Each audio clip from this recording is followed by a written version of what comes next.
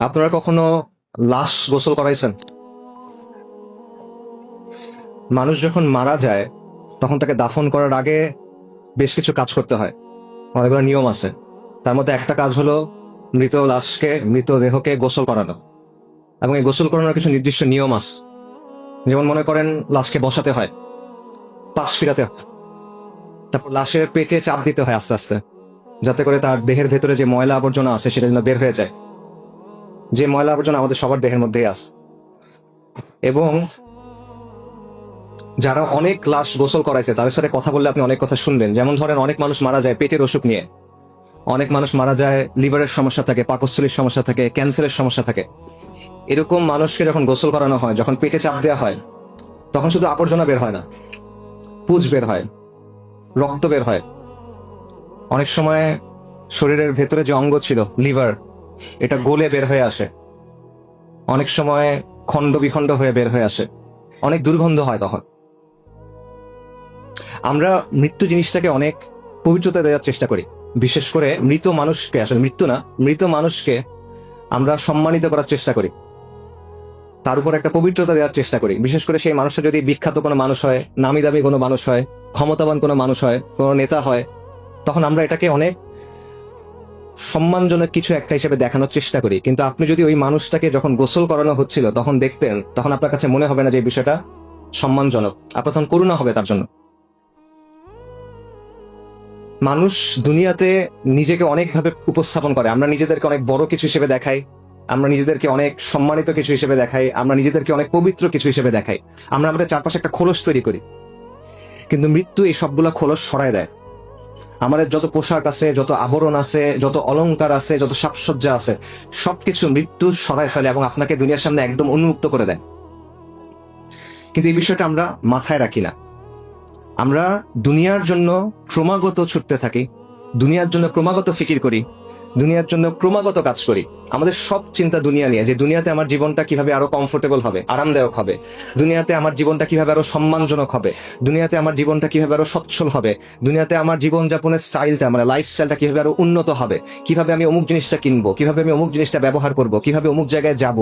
সব চিন্তা ভাবনা আমাদের এই জায়গা নিয়ে। কিন্তু যেই জিনিসটা আপনার কাছে আসতেছে, মৃত্যু, ওই মৃত্যুটা যে সম্মানজনক হবে আপনার, ওই মৃত্যুর পরে যে জীবনটা আপনার জন্য অপেক্ষা করতেছে, সেটা যে সম্মানজনক হবে কিনা, সেটা নিয়ে আমরা একেবারেই চিন্তা করি না। আমরা এটা নিয়ে একেবারে গাফেল, উদাসীন।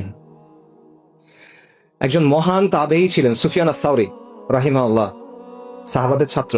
ওনাকে বলা হতো আমিরুল মুমিনিন ফিল হাদিস। হাদিসের ব্যাপারে বিশাল জ্ঞান রাখতেন। ওনাকে একজন এসে প্রশ্ন করছে, ইয়া আবু আব্দুল্লাহ, ওনার কুনি আবু আব্দুল্লাহ, দুনিয়ার জন্য কিভাবে প্রস্তুতি নিব বলেন, আখিরাতের জন্য কিভাবে প্রস্তুতি নিব বলেন। সুফিয়ান সাওরী বলছেন, দুনিয়াতে যে পরিমাণ সময় থাকবা সেটা অনুযায়ী দুনিয়ার জন্য কাজ করো, আখিরাতে যে পরিমাণ সময় থাকবা সেটা অনুযায়ী আখিরাতের জন্য কাজ করো। দুনিয়াতে কতদিন থাকবেন বলেন? 80 বছর সর্বোচ্চ, 100 বছর, 120 বছর সর্বোচ্চ, নাকি? আখিরাতে কতদিন থাকবেন? 1000 বছর, 10,000 বছর, 1,00,000 বছর, চিরন্তন, চিরস্থায়ী, খালিদিনা ফিহা আবাদা। দুনিয়ার জীবন হলো ক্ষণস্থায়ী, আখিরাতের জীবন হলো চিরস্থায়ী। কিন্তু আমরা আখিরাতের জীবনটা নিয়ে চিন্তা করি না। আল্লাহ সুবহানাহু ওয়া তাআলা কোরআনে বলছেন, কুল্লু নাফসিন যায়িকাতুল মাউত, নিশ্চয়ই প্রত্যেক জীবকে মৃত্যুর স্বাদ আস্বাদন করতে হবে। ওয়া ইন্নামা তুওয়াফফুনা উজুরাকুম ইয়াউমাল কিয়ামা, এবং কিয়ামতের দিন তোমাদেরকে তোমাদের যে প্রতিফল, যে কর্মফল, সেটা পরিপূর্ণভাবে বুঝাই দেওয়া হবে। ফামান যুহজিহা আনিন নারি ওয়া উদখিলাল জান্নাতা ফাকাদ ফাজ, যাকে আগুন থেকে রক্ষা করা হবে এবং জান্নাতে প্রবেশ করানো হবে, সে হলো সফল। ওয়ামাল হায়াতুদ দুনিয়া ইল্লা মাতাউল গুরুর, এই দুনিয়ার জীবন হলো ছলনাময় ভোগ, ছলনা, প্রতারণাময় একটা ভোগ, এটা ছাড়া কিছুই না। সূরা আলে ইমরানের আয়াত। এই একটা আয়াতে আল্লাহ আজ্জা ওয়া জাল আমাদের এই দুনিয়ার সব বাস্তবতা, সব মৌলিক প্রশ্নের উত্তর দিয়ে দিয়েছেন। যে বিষয় নিয়ে আমাদের এত পেরেশানি, যে বিষয় নিয়ে আমাদের এত ছোটাছুটি, যে বিষয় নিয়ে আমাদের এত চিন্তা, এত কষ্ট, সবকিছুর আসল মূল্যটা কত, এই সবকিছুর পরে কি অপেক্ষা করতেছে, দুনিয়ার সফলতা কি, ব্যর্থতা কি, এরপরে আমাদের জন্য কি অপেক্ষা করতেছে। এবং এর পরের আয়াতে আল্লাহ সুবহানাহু ওয়া তাআলা বলতেছেন, লাতুবলাউন্না ফি আমওয়ালিকুম ওয়া আনফুসিকুম, নিশ্চয়ই তোমাদেরকে তোমাদের জান এবং মালের ব্যাপারে পরীক্ষা করা হবে। দেখেন, আমাদের জীবনের মধ্যে নিশ্চিত জিনিসপত্র কিছু নাই, সবকিছু অনিশ্চিত। যে বিষয়গুলো নিয়ে আপনি সকাল থেকে ঘুমানোর আগ পর্যন্ত চিন্তা করেন, ইভেন ঘুমানোর সময় যেগুলো নিয়ে স্বপ্ন দেখেন, কোনোটার মধ্যে কোনো নিশ্চয়তা নাই। আমাদের উপার্জন, আমাদের পড়াশোনার রেজাল্ট, পরিবারে কি হবে, বাচ্চার কি হবে, সন্তানের কি হবে, স্ত্রীর কি হবে, পিতামাতার কি হবে, দুনিয়াবি যত চিন্তা আছে, যা কিছু নিয়ে আমরা চিন্তা করতেছি, কোনোটার মধ্যে কোনো নিশ্চয়তা নাই, নিশ্চিতভাবে জানার সুযোগ নাই। একটা মাত্র জিনিস নিশ্চিত, সেটা হলো মৃত্যু।